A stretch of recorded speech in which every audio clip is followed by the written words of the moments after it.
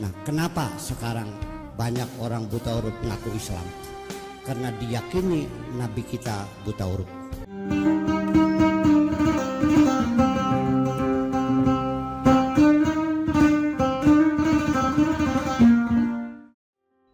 Oke, kita nanya lagi.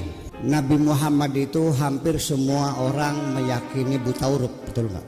Kenapa? Ini sebabnya karena kita umat Islam meyakini Kanjeng Nabi buta huruf, sehingga orang Islam yang buta huruf tidak malu mengaku Muslim, tidak segan-segan, tidak malu ana Muslim, padahal dia buta huruf. Sangat tidak layak, tidak pantas ada umat Islam buta huruf itu. Kenapa? Kewajiban agama pertama kali adalah membaca, betul? Betul nggak? Sebelum sembahyang, sebelum puasa, sebelum haji, sebelum ibadah apapun, pertama kali umat Islam harus bisa membaca. Nah, kenapa sekarang banyak orang buta huruf ngaku Islam? Karena diyakini Nabi kita buta huruf. Udah, biar saya pulang nanti cerdas semua nih. Apa firman Tuhan?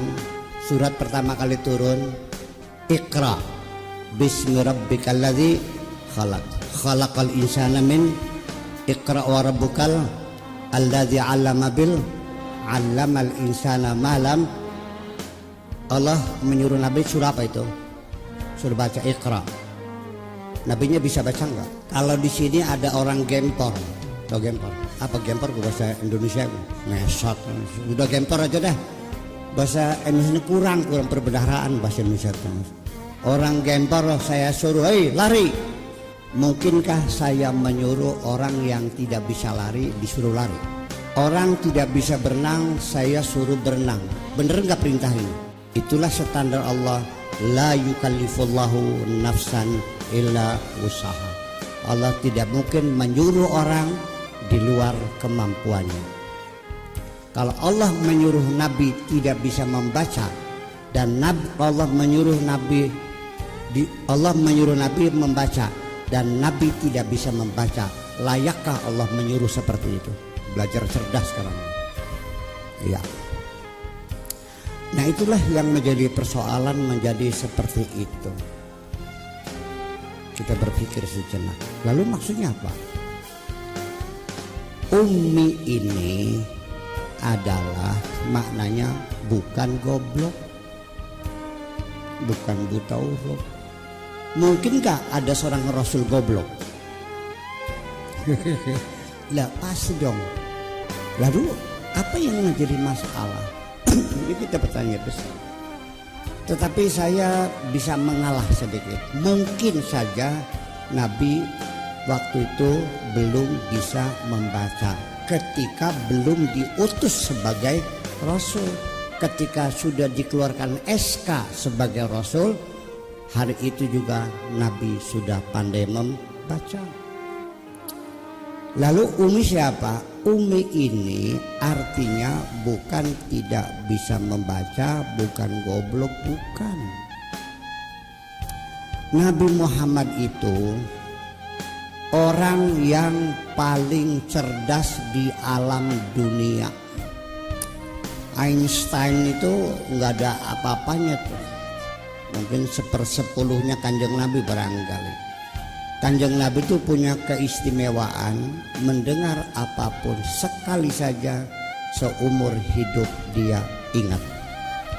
Melihat apa saja sekali melihat seumur hidup dia ingat. Ketemu dengan seseorang namanya Abdullah, bapaknya Fulan, bapaknya lagi Fulan bin Fulan bin Fulan bin Fulan. Setelah 20 tahun ketemu Nabi, Nabi masih bisa menyebutkan bapaknya, kakeknya, bapaknya, bapak tuane, buyute, canggane, warenge, udag-udege, blegedore, gedange. Hafal semuanya itu. Jadi kalau saya diberi memori seperti Kanjeng Nabi, maka saya akan menjadi orang yang paling hebat di dunia ini. Kuliah nggak usah bawa kertas, nggak usah bawa pulpen, nggak usah bawa laptop. Duduk saja, dengarkan apa yang kata dosen, hafal semua. Lulus nggak?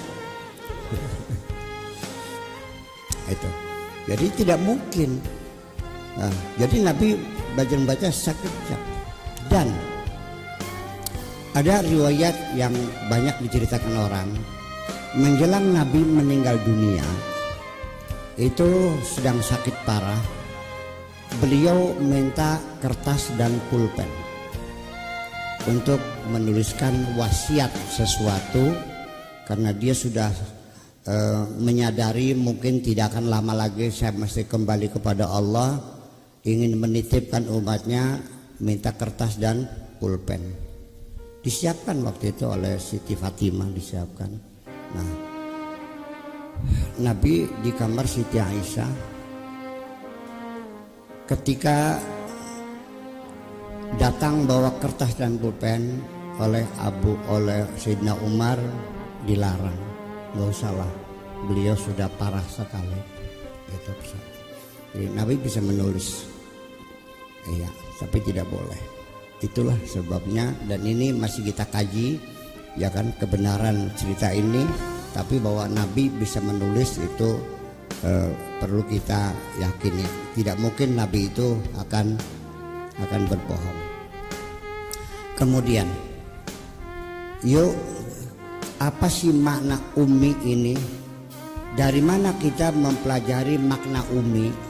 Jangan lihat di kamus, jangan lihat di dictionary modern. Kita baca saja dari Al-Quran, informasi asli. Allah menggunakan kata ummi itu apa? Mari di dalam surat Ali Imran, ya, ayat 75 kira-kira. Wa minal ladzina utul kitaba man in ta'manhu qintaran yu'addihi ilaika wa minhum man in ta'manhu bidinarin lam yu'addihi ilaika madumta alaihi qa'ima wa qalu laysa alaina fil ummiyina sabil wa yaquluna 'ala Allahil kadiba wa hum ya'lamun. Itu kalimat al-ummiyina. Artinya apa? Bahwa di antara ahlul kitab itu ada dikatakan bahwa kalau kamu berikan amanah pinjaman 1 kintar, 1 ton, itu ada yang disampaikan. Ada lagi yang dititipin 1 dinar tidak dibayarkan, kecuali kamu selalu mengontrolnya, pembukuannya dikontrol. Wa yaquluna, dan mereka mengatakan ma'alaina fil ummiyina sabil. Kalau ummiyin itu nggak apa-apa, nggak dibayar juga. Siapa ummiyin ini? Ummiyin itu adalah non Yahudi. Jadi ummiyun itu orang Arab yang bukan orang Yahudi. Iya, jadi itu asal kata dari bahasa Ibrani, namanya goyem. Goyem itu plural, singularnya adalah goyem. Itu artinya not belong for Jewish community. Jadi yang bukan yang dimiliki oleh masyarakat Yahudi, itu namanya goyem atau ummiyin. Jadi ummiyin itu bukan orang buta huruf, tapi orang-orang Arab. Itu maknanya. Lalu di ayat Al-Imran juga ada wa qul lil ladzina utul kitaba wal ummiyina. Katakan kepada ahlu kitab dan ummiyin, katakan pada Arab dan non Arab. Jadi ahlu kitab itu non Arab, ummiyin itu Arabnya. Aslamtum fa in aslamu faqad ihtadaw. Kalau mereka Islam berarti mereka dapat hidayah. Ini kata-kata ummi berulang-ulang dalam Al-Quran, maknanya bukan buta huruf, tapi orang yang non Yahudi, artinya orang-orang Arab asli. Bahasa sini namanya pribumi. Nah dulu di Indonesia juga namanya pribumi itu identik dengan goblok dulu tuh, zaman Belanda tuh. Betul nggak kira-kira? Itu kira-kira. Jadi yang namanya pribumi itu alias goblok. Nah, dulu. Nah, tapi sekarang kata pribumi sudah dihapus dari undang dasar ya. Cukup sebagai warga negara Indonesia. Oke. Kemudian di ayat yang lain surat Al-Hajj kalau nggak salah ayat 2. Huwallazi ba'atsa fil ummiyina rasulam minhum yatlu 'alaihim ayatihi wa yuzakkihim wa yu'allimuhumul kitaba wal hikmata. Berarti Allah telah mengutus Kanjeng Nabi kepada orang-orang Arab, suruh membacakan kepada mereka. Berarti bisa baca dong. Nah, itu satu. Betul. Ya itulah, jadi kita jangan sampai gelisah bahwa nanti sejarah itu pasti dikoreksi lagi supaya nanti ideologi kita tidak menyimpang dari garis-garis itu.